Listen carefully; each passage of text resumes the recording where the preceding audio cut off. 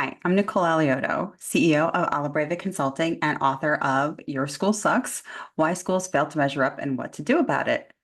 Thank you for joining Measure Up, the podcast for transformational school leaders, where this week we will continue to explore implications of the New York State Blue Ribbon Commission report on graduation measures.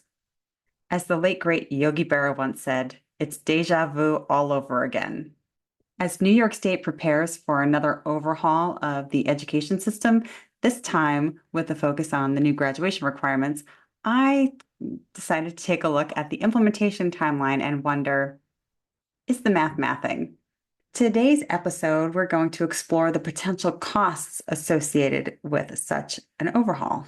From an assessment, measurement, and data collection perspective, the state's budget estimate just doesn't add up. When I've mentioned in some recent meetings what the Blue Ribbon Commission report proposes, I hear from community members asking whether schools are going to receive extra money for such an engagement and such a major overhaul, or whether this is just going to be another unfunded mandate. So today, let's take a closer look and try to figure out what's what. The proposed rollout or cost of the rollout over 3 phases of implementation. And again, this is proposed. It's not actually accepted as is. And, there's a lot unknown still. So just putting that out there. But the estimated cost for the rollout for transforming the whole education system is about $11.5 to $12 million, and that's over 5 years.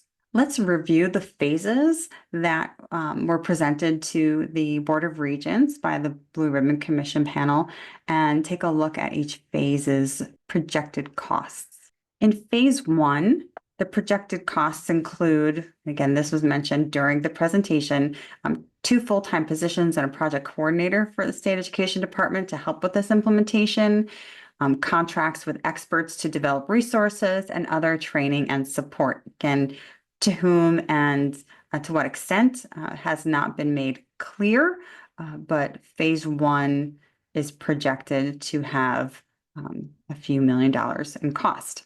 Phase 2, another few million. Included here, training to implement, expert and educator panels. I'm assuming those would be hosted at the state level. There's also talk of assessment redevelopment. Again, it's not clear if it's at the state level or whether this is across all of the districts in New York State. In phase 3, which is when full implementation starts, this is where the costs will be applied to developing a transcript, which will be the same for every student who graduates from New York State public schools. There'll also be the development and sustaining of new assessments. So when I looked at these costs and I was curious for this estimated, we'll call it $12 million, is this amount just for the state education department's role in its implementation, or is this also for school districts? And how much will school districts get to help with this work? Rural schools that have fewer options and need more funding to implement, not less. How does that factor in? Is that included as part of it? So let's just say this $12 million amount is a projected allocation for the state and the districts. Now, there are over 700 school districts in New York State. So let's just use 700 as the number for our calculations. Imagine the state education department takes $2 million out of the 12, so around $400,000 per year. That leaves $10 million for the districts to do what they need to do. Let's break that down a little bit more. $10 million divided by 700 districts is about $14,286. Well, okay, that's if you round up. There's some change in there. Let's divide that by 5 years. What that breaks down to is $2,857 per district per year to overhaul the entire education system. Now, I know that it's unlikely to be the cost, but on the surface, we're trying to figure out, will that amount allocated cover the costs that will be needed to implement such a massive change in the system? Now, I'm not the only one who had these questions. If you watch the replay of the Board of Regents presentation, there was time for Q&A at the end of the presentation. And Regent Tanakawa had a great number of questions related to the implementation. Included with those questions, there was one about the proposed cost, and really, was it enough to do what was being proposed? Now, Commissioner Rosa took over the answering of the fiscal question, and she indicated that the funds or the cost would be built into state aid and that the cost to implement may shift.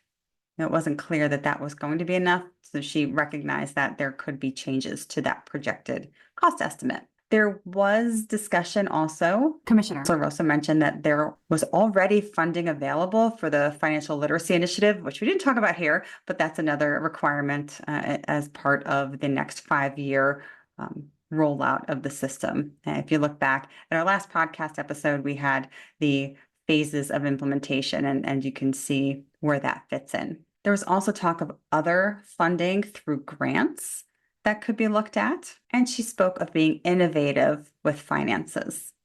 There was also the suggestion that maybe there could be funding from private and public sector agencies, as well as perhaps from the governor's office. So at this time, it doesn't appear that the state has money available for this full implementation. If it were to be 12 million, and again, is that 12 million just covering the state's roles and responsibilities? How will school districts afford such a change? Again, let me reiterate the timeline here. The system could be completely overhauled and revamped within 5 years if things that are proposed do get accepted and put into play. Let's take a look at the timeline by cohort just to see really what's going to be changing for the students who are currently in our classes today. So the one diploma requirement or the one diploma element of full implementation is proposed for the 9th graders who start in fall 2027. That's your current 6th graders. So how much will it take to get those students prepared for the changes in how they show proficiency? Okay, now, that's just thinking about those current 6th graders. There are various changes that will happen to different entering cohorts, and then there will also be the students who are in the younger grade levels who will move through and kind of be in the middle of these changing systems. So what about keeping track of all of these changing requirements? We have this proposal to change the system. We have about 12 million over 5 years. So looking at this cost proposal of $12 million over 5 years, how will tracking of all of these elements be included in the financial mix? Data systems will need to be updated as the state moves to one diploma and one transcript. And you're also going to be moving from tracking Regents data to tracking all sorts of measurement options for students, and also the changing requirements. So there will be a lot that will need updating just from a student information system standpoint. So thinking about that data tracking system, let's take a step back in time, shall we? And recall a past state ed data system initiative and its current status. Do you remember in 2010 when the state education department got almost $20 million in funding to create a P20 data system? I remember it. I have the press release right here. That was dated May 21st, 2010. Now, the $20 million, rounded up to 20, was for building a longitudinal data system that connected P12, higher education, and workforce components as well. Here we are almost 15 years later, and we're estimating a mere 12 million would be needed to overhaul the whole curriculum and assessment program. And by the way, how is that data system going? Now, according to the NCES, where the original funding came from, the award timeline was from 2010 and would end in June 2015. Well, in a January 2024 presentation to the New York State Board of Regents, it was said that the current statewide data system doesn't quite connect P12 and higher education well. In fact, they said this is what it looks like now versus where they'd like it to be. Now, LDS in their slide is for longitudinal data system, not a religious reference. But from this slide, our New York State education data system is a $20 million lean-to. Deja vu all over again. And the proposed graduation requirements and the allotment of about $12 million to implement is a massive project, just like the P20 data system was. Would more money ensure that it was done right and done well? Perhaps, but I'll be waiting in the lean-to while you crunch the numbers on your end. Right now, it's November, and schools across New York State are preparing their school budgets for the 25-26 school year. So where would the added money come from to train staff, align curriculum, revamp instruction, partner with the community, expand your data tracking system, and develop new assessments that are as rigorous as the regions? Can your community handle funding this type of engagement and the costs should this proposed system be put into practice within the next 5 years? Hopefully, adequate resources will be provided to schools, but if they're not, how can we prepare today?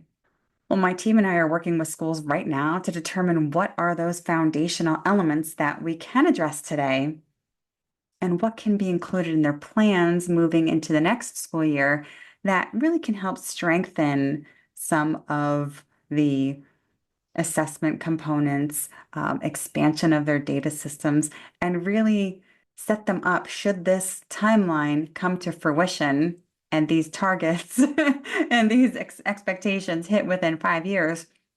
We don't want to be caught short in terms of funding, time, or other resources. I'm always willing to help where I can. If somebody wants to recommend that I get added to one of the state advisory committees, you got my email address, hello@alabrevaconsulting.com. And if you need assistance and want to talk about this and how it connects to your school district and your plans over the next couple of years, you might want to consider joining our Measure Up Mastermind. The February cohort will start pretty soon. We'll put the link in the show notes.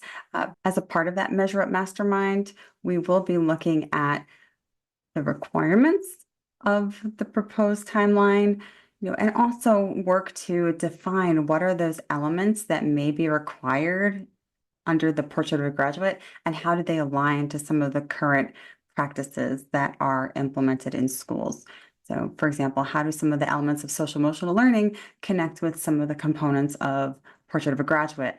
And what are those assessments that are included to measure whether or not students are successful and have those skills that we'd like to see? So if you'd like to join us again, check out the link in the show notes.